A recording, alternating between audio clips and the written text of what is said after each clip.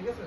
তো এটা আমরা এই মাসের 1 জুন থেকে 30 তারিখ পর্যন্ত আমরা এই সিপাহীজলা ডিস্ট্রিক্টের বিভিন্ন গ্রামে প্রোগ্রামগুলো করি।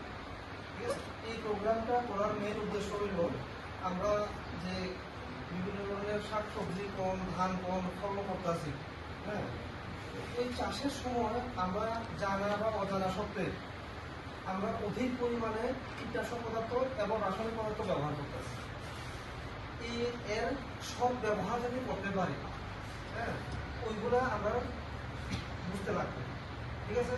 মাটিতে যত রাসায়নিক বেশি ব্যবহার করব তত মাটির গঠন এবং গাঠন খারাপ হয়ে যাচ্ছে, মাটিতে যে উপকারী অণুজীবগুলো আছে এইগুলো নষ্ট হয়ে যাচ্ছে। এইগুলা যাতে নষ্ট না হয় তার জন্য আমরা কি করতে লাগবো, হয় জৈবিক চাষবাসের মাধ্যমে করতে লাগবো বা প্রাকৃতিক চাষবাসের মাধ্যমে করতে লাগবো, আর না হলে বিভিন্ন ধরনের জীবাণু সার এবং জৈব